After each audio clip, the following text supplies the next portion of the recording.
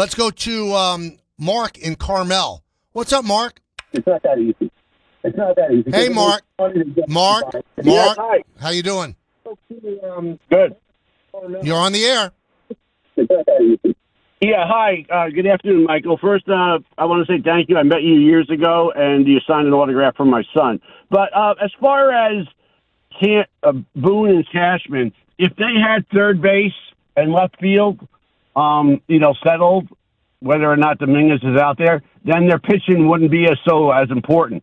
And as far as Boone, I'll just want to say, if you want to go to the next level, if you remember a game last year when there was pitch comp, 3 days in a row problems, they put Rodon in on the third day of the problem, and he lost his mind.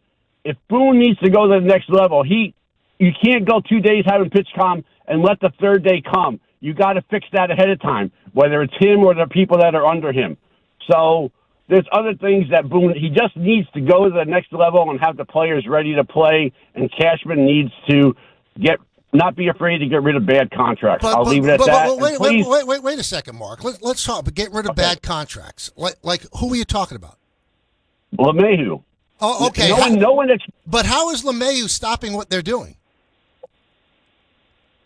Because they didn't go out and get a third baseman because they thought LeMahieu was going to play third base. No. That's not the reason. They didn't get a third baseman because their salary cap is over the final threshold and they don't want to add more salary, so they're going to go with what they have in house. Left field, so they feel very well. Listen, since they owe LeMahieu 2 years, they're going to see if he has anything left. At some point, like they did with Aaron Hicks, they'll release him. But you make me laugh, Mark. Cashman should just be willing to eat the money. It's not Cashman. Ownership tells him whether to eat the money. Brian Cashman can't go to Hal Steinbrenner and go, oh, by the way, I signed a bad contract. I want to get rid of the remainder of the contract. That's not the way it works. You guys make it so simple. It's not. We thank you for the phone call. It's not that simple. I mean, there are a lot of layers to this. You don't just say, I'm going to cut this guy. Well, okay, you got to go to Randy Levine. You got to go to Hal Steinbrenner. Steinbrenner has to go to the other investors in the club. You don't just eat $60 million in contract. You don't eat $30 million. They did eat the money on Aaron Hicks when they said, okay, enough is enough. Enough is enough. You people make it so simplistic. Aaron Boone is supposed to fix PitchCom. Don't you think that's at a level that's not on Aaron Boone's level? He could say, hey, we got to get this fixed. And then it's not fixed. It's on him. Don't you think it's a front office situation? You think they lost those games because of pitch? I mean, people look at this in such a simplistic way. It's unbelievable to me. It's absolutely unbelievable. All right, let's go back to the phone calls. We're talking about the Yankees and what a blow it would be if they lose Garrett Cole for the entire season. And let's go to Glenn in Connecticut. Glenn, you're next on the show. What's up, my friend? Hey, Michael. How are you? Great. How about you? Pretty good. Yeah, I'm pretty tuned into Yankee universe. I like to see kind of what everyone's saying once tragedy strikes and everything like that. And everyone seems to be all in on Trevor Bauer, which makes no sense to me. I really don't get it. I get it that they need a replacement, but if you look at his numbers recently and last year, he wasn't that good. And from a PR standpoint, it's just taking on a ton of baggage as well. And I truly, sincerely don't get it. And I think it's a good time to give the young guys like Warren, and I know Hampton's up, but maybe some of the other pitchers step up and really kind of insert their place in this lineup. Well, you know why, Glenn, they're on the Bauer train? Because they're out of their mind. Because that's a player they've heard about, and he's certainly been making a PR push to get a job in the big leagues. And thank you, Glenn, for the phone call. And it comes down to this. Nobody wants the dude. No one. So they must know something that we don't know. I'm not insinuating anything, but the stuff we know is that, he's somewhat of a difficult teammate, right? And, the stuff that he's done extracurricularly certainly does not cover him in glory. But he's not been charged with anything, so you got to give the guy a break like that. But the fact that no one will touch him tells you one of two things. He does not have near the talent that would warrant taking a PR hit signing him. Or teams know stuff that we have no idea about, and they don't want to go near the guy. Neither one of those is that good. Yankee fans want to play GM. Another thing I saw on social media, over the weekend as well. You know, there were people going back at the guys on John Boy, Jimmy and Jake. And they were saying, why don't you do your job? Because, you know, they've been down at spring training, and they were joking with Boone about who'd be the better golfer, Josie or Joe's or Jake. And they, why don't you worry about real things? And why don't you hold the people accountable? Why don't you hold Cashman and Boone accountable? A lot of people going back at them. Accountable for what? Accountable for what? Cashman got Cole hurt. Boone got Cole hurt. Really? They got heel hurt. So it's their fault. When people are going down all around sports, all around baseball and spring training, it is now a big thing. People can't stay healthy. Why that is, I think in pitching, it's very, very clear. They throw too hard. They throw too hard consistently, and the body and the tendons can't withstand it. They can't. So they're going to break down. They're going to get 1 or 2 Tommy John surgeries almost in every single career. So the clowns that scream, you got to hold Boone and Cashman accountable. Again, call in and tell me, accountable for what? How's it Boone's fault? And then the other narratives you also hear, well, they might not make the playoffs this year. Then they're going to get rid of Boone. Oh, really? They just gave Boone a 2-year extension, and they're going to get rid of him.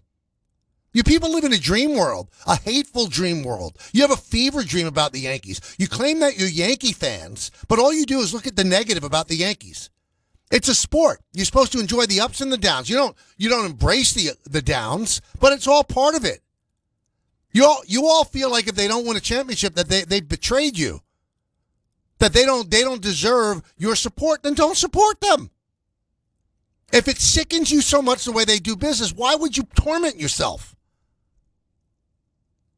So many Yankee fans forget they went to the World Series last year. 2 teams went to the World Series. 28 went home. Did they win a championship? Nope. Was it good enough? Of course not. You want to win a championship. Was it a failure? Nope. So, because of these injuries right now, which have probably dropped them out of the top spot in the American League, you want to just abandon ship like a bunch of rats. Well, abandon ship. Well, who are you going to root for? Who are you going to root for? If you're a Yankee fan and they're going to have a bad year, you're still a Yankee fan. And if you're a Yankee fan, if they have a good year, then enjoy it. But to sit there and get angry and hold Boone and Cashman accountable, really? Did they try to get the pitching better? Did they go and sign Max Fried? Is the bullpen outstanding? Did they make a trade for Devin Williams? Oh, but they have to be held accountable. John Boy has to hold them accountable. Clowns. Let's go to Mike in Manhattan. Mike. Hello, Mike. Hey, what's going on? How you doing, my friend? I'm doing well. How you doing today? I'm doing outstanding. Yeah, I just wanted to ask, what do you think the Yanks would have to give up to get someone like Sandy Alcantara? I think they got to give up a lot, Mike, and we thank you for the phone call. They'd have to give up a lot. They'd have to give up their top prospect, which would be George Lombard Jr. They would probably even be asked for Jason Dominguez as well. And I've seen people say, well, you know what? Just trade Dominguez and then sign Verdugo. Because Verdugo was such a revelation last year for the Yanks. He was so great. Not a bad guy. Played very good defense, but offensively he was a zero. A zero. And if you're a team and you want to tout your minor league system, well, at some point they have to produce. So they produced Clark Schmidt. They produced Austin Wells. They produced Anthony Volpe. You want them to produce Jason Dominguez. You want them to produce Will Warren. They actually produced Louis Seal. He was acquired in a trade from the Marlins, but he was actually taught and reared in the Yankee farm system. So their front office has done a pretty good job with their farm system. Everybody's going gaga over the 3 great prospects the Red Sox have. Well, let's see how people play in the big leagues. The Yankees have actually just produced one of the top 10 catchers in baseball, according to Buster Olney, in Austin Wells, a Gold Glove winning shortstop in Volpe. And they think that George Lombard is going to be outstanding. By the way, the Yankees are playing today, and they're leading the Tigers 3-0. Will Warren is on the mound, and the Yankees had 3 home runs in the first inning. Back-to-back, by the way. One was by Goldschmidt, and the other one was by who was the other one? I'll get it in a second. 1-800-9 Trent Grisham. Let's just go to Nick in New Jersey. Nick. Hey, Nick. Hey, good afternoon, Mike. Thanks for taking the call. Hope you're doing well. Same to you. What's up, my friend? Well, when I heard the news about Cole over the weekend, I said I can't wait until 1 o'clock on Monday to hear Michael's spin on the situation. And I did, and I heard other callers spin. And I do know, obviously, you said it yourself, the Yanks are shopping from desperation. So, and they don't want to give up their prospects. I heard a caller last week lament about how the Yankees don't use their prospects either for trading or for field time. But beyond that, if they're so married to those prospects, can't they just use cash? I know there's the luxury tax, I know, but they're shopping from desperation. Can they? What do you mean cash? You'll send cash to the Marlins for Alcantara? Well, there are some guys that you're not going to get for cash. I mean, if you want to get somebody for cash, it would be Nolan Arenado. I mean, if you want to absorb that contract, you probably get him for nothing. Well, what I'm saying is they're so married to the prospects and they need somebody desperately.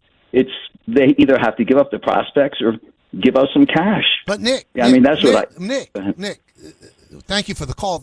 You're not going to call the Marlins and say we're going to give you $5 million for Alcantara. That's not the way it works. You're not shopping at the pitcher's aisle in Costco. Cash isn't going to get it done at this point. Cash gets it done in the free agent market. Now, if you want to assume a pitcher that makes a lot of money and then you're going to take all that money back, then you don't have to give up as many prospects. But Alcantara's not making a lot of money, and every team in baseball wants him. The Mets want Alcantara. When Alcantara's healthy, he's one of the best pitchers in the game. No, Nick, it's not that easy. It's not that easy because if it was just money, they'd go out and they'd buy somebody.